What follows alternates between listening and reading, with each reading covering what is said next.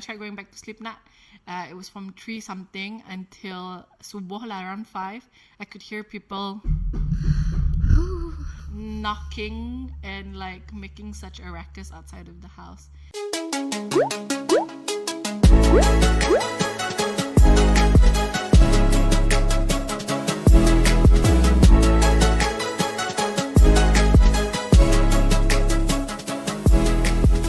Welcome back to a new episode of Small Talks with me, Sarah. And Moeka.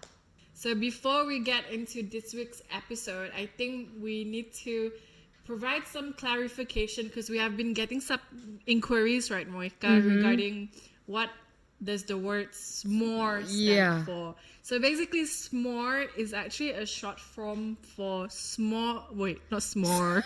It's a short form for something more. So essentially, we decided to condense it, and so it kind of looks a bit like the word s'more, like the dessert, but actually it is is it an acronym? Would you consider it as an acronym, Moeka? I guess. A short form for something more. Yeah. So basically, for this podcast, Moeka and I just want to talk more about something. That's why we decided to call our podcast S'more, because it's a short form of something more. Yes, we are deep that way. Yes. Yes. So Moeka, have you ever heard of Sembang Seram podcast or Ashraf channel? Yes, I have, because of you. Okay, so I actually discovered these 2 podcasts by accident. Oh, okay. It was a late night, I think a few weeks ago, and I was scrolling through my TikTok, and on my FYP there was a snippet of an episode of Sembang Seram. The host is Safwan Nazri, and he invited Emma Maembong. Oh, okay. So Emma Maembong was sharing her experience with paranormal activity, and it kind of triggered my obsession with this line of podcasts, and I have been watching it ever since, until an incident happened, which I will delve into in our second or third segment. Okay. So Moeka, what do you think about the paranormal and the other realm? Do you believe in ghosts, Moeka? That's a good question. Yeah, I mean, I believe that there are things, spirits, whatsoever going around. I mean, can be good, can be bad. So yeah, I guess yes, I do believe that there is the supernatural, the paranormal that can happen here. And I have had encounters before. But I think we'll share that in the second later. segment. Yes. So what about you? Do you believe in ghosts?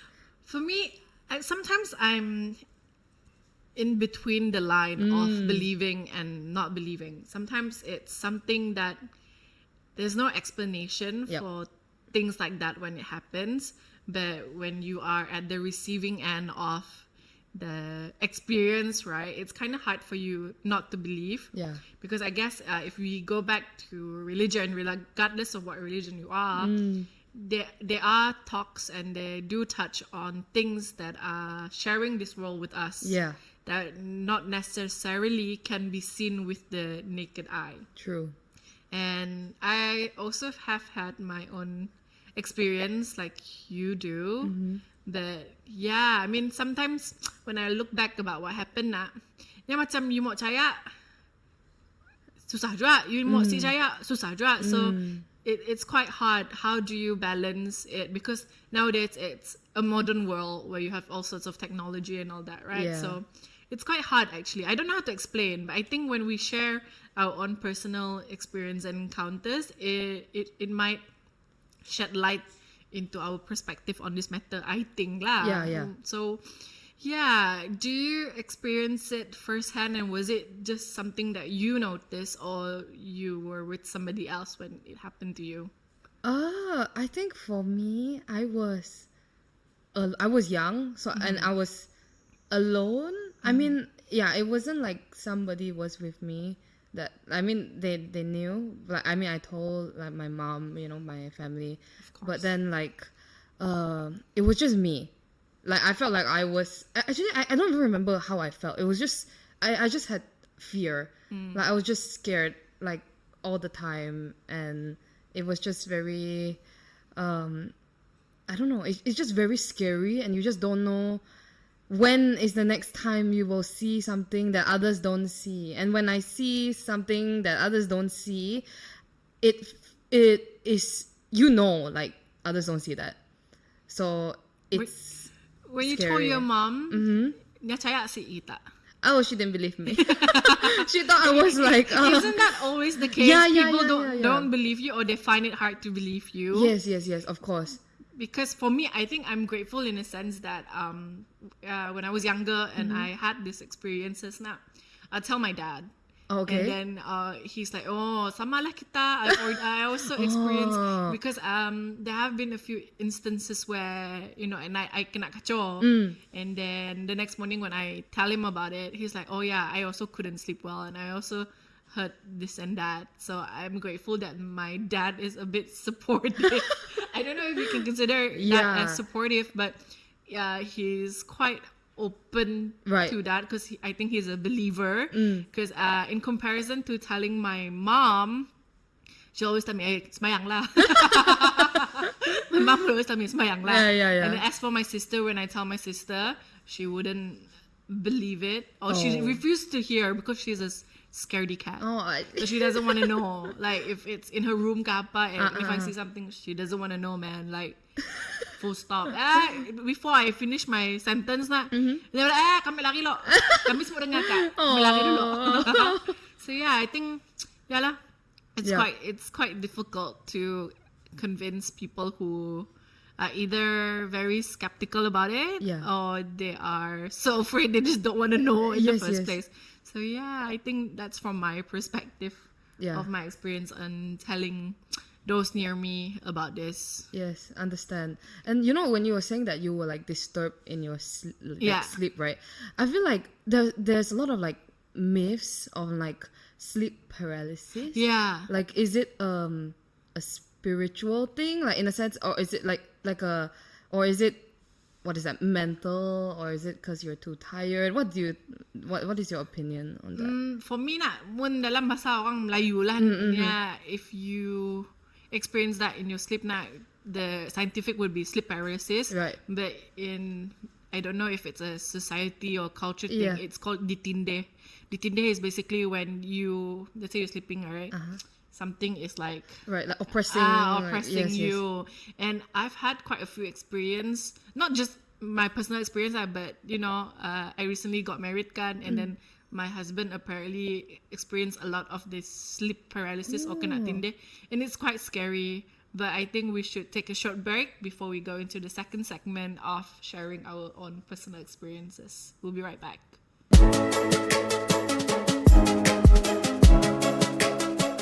Welcome back to the second segment, where we will be sharing about our personal experience with paranormal activities. So I think we should begin with Moeka, because I think you told me a little bit about what happened to you and what was the process of you getting better from this whole ordeal. So can you share with us, how did it start for you? Okay, so it started off once upon a time. Okay, not once upon a time, but like when I was about, I think I was about 10 or 11. Just one day I woke up and then I just couldn't see, or rather I can see, but I see things as black or white. So it's like a shadow. So someone would be a white shadow, someone would be a black shadow.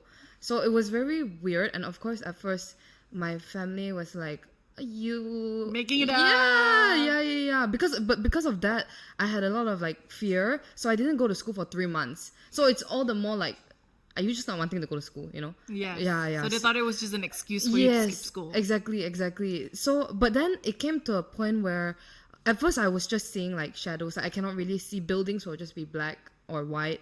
People will just be black or white. And then what did it mean? It's like, basically I can see your figure, but you will just be like dark. Does that mean that person is impure or evil, or Um, they have something with them? I think from what I felt at that time was when I see someone that was dark, I will be scared. But Ah, someone that is bright, like just bright white light type of thing, then it's like I It's feel safe like lah. it's safe, Okay. something like that. So and then after that, I basically had instances where I could see funny things, and then the biggest one that I can remember until now, which basically scarred me physically. Like I still have the scars on my hip, wow. and it was like here somewhere my knee as well. Okay. Was when I went to school, and then we had PE, like Physical education. Yeah, physical education. So we had to sprint on the track. So as I was sprinting, then suddenly Sampai you sprint. I was I'm just basically like focusing on sprinting. But at that time, I was going through that, I cannot really see people type of thing. But as I was sprinting, suddenly I saw a girl just like plop on the floor and just sat on the floor. Or was it Neil? I don't really remember. And then she just looked at me and just smirked. And then when Was it like an evil smirk? Yeah. It's like a creepy smirk. Can you look at the camera and show us the evil smirk? Okay, I don't know how to do that. But she just like, it was just like staring, and then smirk. And then I just immediately, I was like scared. I didn't know what happened. But the next thing I knew, I basically flew up off the track. I mean, okay, not exactly like fly up, but like a little bit off the ground, and I slid down. And then when Is that when you got your injuries then? Yeah. Because of that, I had all the scars. I was bleeding quite badly, and like we're thinking of going to the hospital to get it checked out in case it needed like stitches and things like that. But it was quite bad. And then when I fell, and then when I turned around, and then that girl like turned as well, and she looked at me and like kind of like laughed. Because she got you to fall. Yeah, something like that. Then after very that, evil. You're right. It was. Then when I like blinked, and then she was gone. So and that girl that I saw, was actually a doll that I had. I think when I was younger I had a doll. Annabelle doll. I don't know, because I think because so like how I'm half Japanese, right? Yes. So maybe some things there that kind of like Followed. Yeah. So basically that girl was the doll that I saw, that I could remember. And then after that incident, I cried. Like I straight away just cried because I was so scared, and it was painful also. Then after that, my mom came and picked me up, and then I told her, and then basically it went on for quite a while, and then we were trying to find out what was going on with me.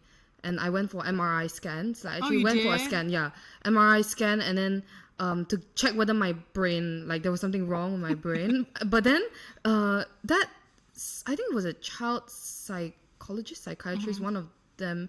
How old were you then? 10 years old, right? Yeah, 10, 11. Okay. So when they saw the scan, that person just looked at my mom and just like, she's fine. Yeah, she's gonna be okay. And then my mom was like, okay, what does that mean, But basically there was nothing wrong. Like there was nothing wrong with my brain or my whatsoever in my body. There's no scientific explanation. No scientific explanation. Yeah. So yeah, that's kind of the story. You said that this episode actually led you to discover and embrace Christianity, right? Yeah. So how did all of that lead up to this? Can you maybe share a bit on that? So basically, I grew up in a Buddhist background. I was from like Buddhism and everything. My whole family, my mom's side, they're all Buddhist and everything. So during that period of time, my family would go to the temple and pray for me, basically things like that. But nothing seemed to help. And my mom, basically as a mother, she would obviously see her child like it's not easy for her. So she was just trying to do all she can to help me. Until one day, and one day, we never thought whether it was something religious or because of religion or whatsoever. It's just that one day, it was my teacher that told my mom, why not you bring her to a church? Yeah, church. Then my mom was like, at that point, my mom didn't really, like, she never really had a good impression of Christianity and things like that. And that's because of her experience before. So, but because of me, right, there's nothing else to do. She just wanted to try anything Yes, possible. exactly. And that was when I stepped into one of the churches in Kuching. And then once I stepped in, and I just felt peace.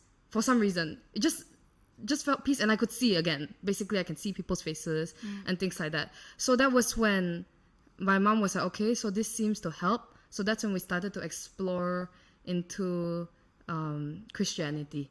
Yeah. Yeah.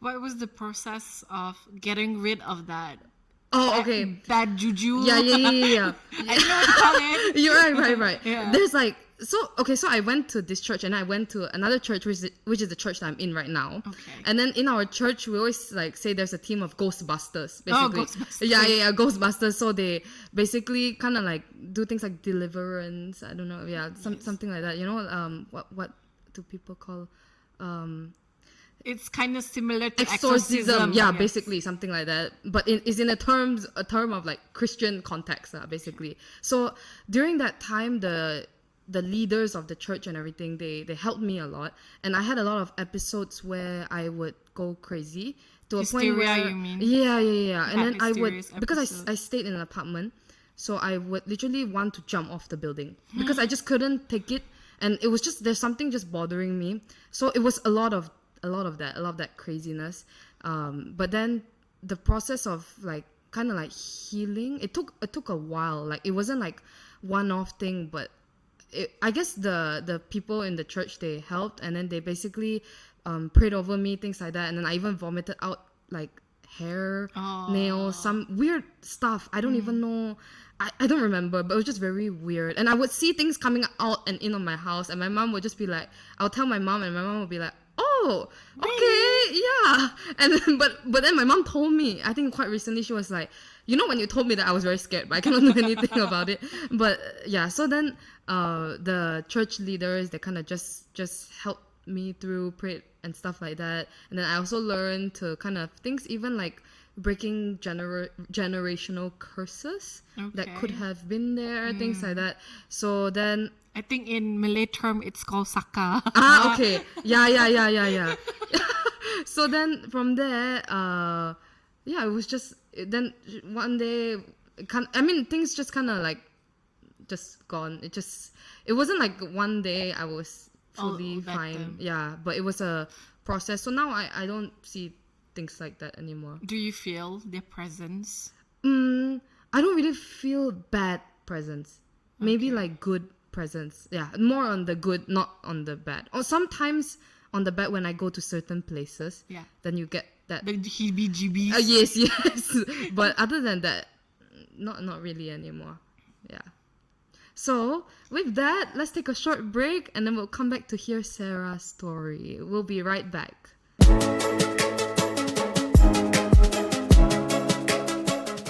Welcome back, everybody. So basically, just now we talked about the paranormal activities that I experienced. So now let's ask Sarah. What about you? What is your story? I think, if I were to I can't even say the word. What's the word? Compartmentalize. Compartmentalize it. I think I can split it into school days, and then uni days, and then now lah. Okay. But I think I'll talk more about now. Okay. Earlier kan I mentioned about the sleep paralysis, Yeah. which is tindeh na. So before this, my own experience, whenever let's say I don't wash my feet before going to bed, or I forgot to say my prayers na, I would have this recurring dream where I'm at this door, and then when I open the door, there's momok there, and then I would accidentally wake up from my sleep like all huffing and puffing. So I think that is something that it happens sometimes if it's not my day ka, I'm too tired ka apa na. Yeah. But having been married recently, and then I have a person who's sleeping next to me, it's completely a different ball game and scary, because it happens a lot to him. Oh dear. So most recently was, I think, this week ka last week. Na tengah tidur, I couldn't sleep that night. Okay. And what happened was, I finally managed to doze off na, tiba-tiba this sudden like movement next to me, and then the next thing that happened na, niya tiba-tiba jerit Allahu Akbar in middle of his sleep. Wow. That was like at 3 in the morning. Scary, you know. That is very scary. So when I obviously the next thing I do is I woke him up lah, and then niya padah yang niya kena tindih, and then he didn't see any ghosts, but what it was like is that he felt that he was being tilted, Oh my goodness. which has happened before in previous episode lah, but that night he felt it was like that also.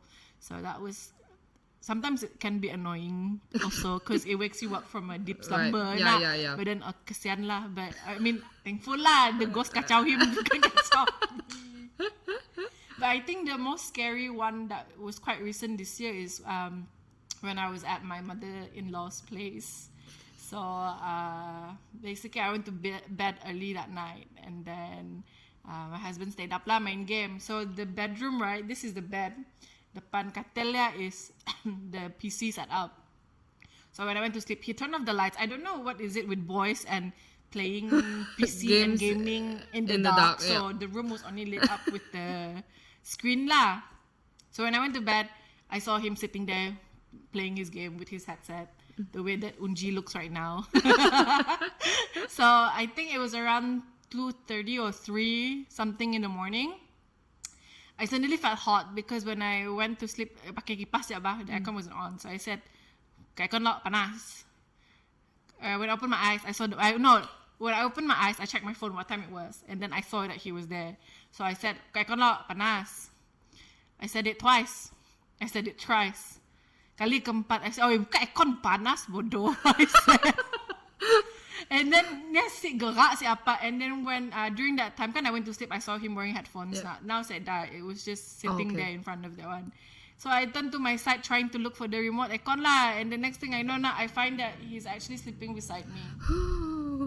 But the thing in front of me na, nang sebiji kedaknya, like he wasn't wearing any t-shirt. You know lah, guys when they go to sleep they don't wear t-shirt and all that. Yeah. It was sebiji him at the front of the PC. So I woke him up, turned on the lights, and he's like, oh, what happened? Kenapa? And I'm like, just go back to sleep. And then when I tried going back to sleep, it was from 3 something until subuh lah, around 5. I could hear people knocking and like making such a ruckus outside of the house. And then after that, I demam. Oh. So every time I have this kind of experiences, I always demam. Oh wow. I don't know why, and it's quite bad lah. Every time I see something like that, I would immediately get high fever or fall sick. Wow. That's really crazy. It is. I mean, I think so far the experiences hasn't been as violent as yours, where it made you like fall and trip and that one. But in terms of having bruises, like random bruises appearing on parts of my body, especially my thigh, I always get that, which is really strange. And one of the experience that I had was when I was in Mulu. So I was going like into the caves for adventure caving. And then I remember, because it was dark, you know, you only had lights on your on your headlamp. head. And then there's like, it was a big group of people lah, because we had like 10 Abang Bomba, the Moeka team in Mulu, taking us to have a look at the place. And then there was myself, Kak Nana, you know Nana from TBS. Yes. She was with me, and then obviously we had Datuk Khairuddin with us as well, and another one Bomba officer, I think Tuan Maureen. So it wasn't scary because it was like a group of people, even though it's dark, and then I felt really safe because we had all of these Bomba guys with us. So it was like there was this one point where we were supposed to turn right, so I accidentally looked at the left. It was dark and then the only thing that was shining was my headlamp. So when I looked at the dark, I saw this really black and big figure, you know, just looking and staring at me. So I quickly turned my head lah. I didn't want to look at it again, but I accidentally looked at him. But people say that gua is one of jin pun tempat diam lah, one of their homes and all that lah. So okay, I went back. That night, nothing happened. I didn't have any bad dreams or anything. But when I woke up, I had like random bruises on my thigh. And it was weird because when we were doing all of these activities, I didn't bump into anything on my thigh. So it was quite strange. I had this marks on me. Yeah. So I'm guessing kena cubit hantu lah. That's what people always say. Yep. Because I think, if I'm not mistaken, the markers is if you touch it and it doesn't hurt the bruises, that means something cubit you. If you touch it and it hurts, that means you obviously bump into something lah. That Yeah. But I don't know lah what's the scientific kahapa blood vessel fop lah. But it's quite scary lah. I think. Did your bruise hurt? No, it didn't hurt. But it was just blue and purple. Okay. And very pretty lah. That's good. Yeah, it was pretty. I mean, like an abstract painting on my thigh, but it was quite scary in a sense that, waking up with random bruises. I mean, nowadays pun sometimes I do get that, especially if we go to a place and I rasa lain, like... Yeah, then understand. Maybe there's something there. Yep. But I don't know lah. People have always told me to go berubat, like go and see those who know how to help not, but I haven't gotten around to it. And actually, I'm quite scared. So do you plan to?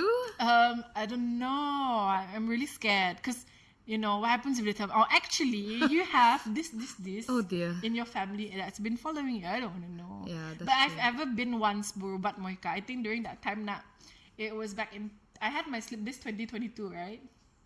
End of 22, right? Okay. So that time I didn't know that I was diagnosed with slip disc until the end of the year. So from like October onwards, I was having constant pain in my leg. Oh. And I thought it was just tired from work and all that. Yeah. And I went to doctors and all that. Nothing worked. So my grandma told me that I should go and see somebody lah. Oh, okay. Dan dia tahu it's actually something else. Yeah. So my uncle took me to this old atok house who knows how to help people. It was, it wasn't scary in any sense. It was just a normal home. He did it in his house back. Okay. I went and then before I came to the house, dia dah tangga I one kind, He looked at me one kind. Okay. It's he said, ada orang dengan kita ni pada. There's someone with you, and I'm like, I'm just with my grandma and my uncle ba. And then he asked me to sit down, lepak-lepak, minum air and all that. And then when it came to my turn to be treated, dia pegang my kaki. Because I said my right leg yang sakit kan. Yeah. So dia pegang my kaki. Apabila dia pegang kaki, I baca-baca nak. I'm like, Nek, panas na, tangan kita Nek. So I said, I was wondering why was his hand so hot. And then he looked at me, saya dah tangan biasa aja. And then he asked my uncle to feel his hand, and it was normal temperature.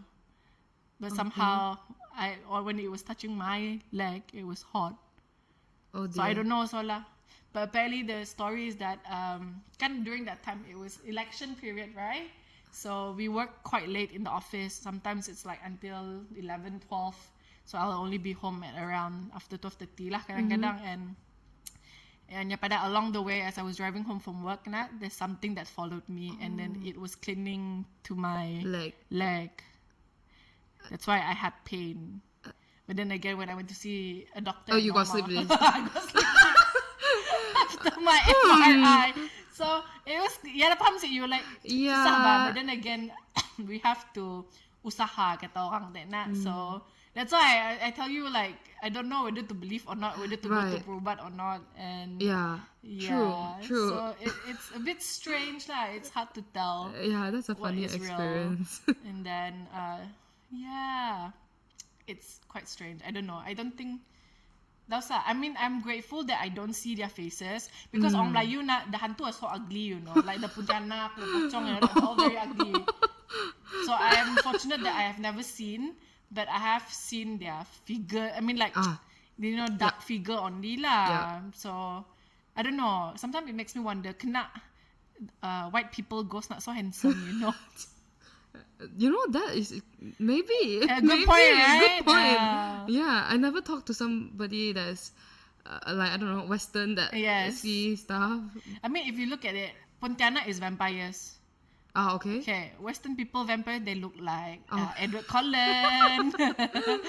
Very good looking and all that. Exactly. So it's strange. I don't know what's the conclusion of this episode based on our experience, but I guess it all boils down to your own how you take care of yourself and your relationship with God. Yes, Because yes. at the end of the day, you know, this paranormal and spiritual thing is also His creation, and we are basically just sharing this world with them.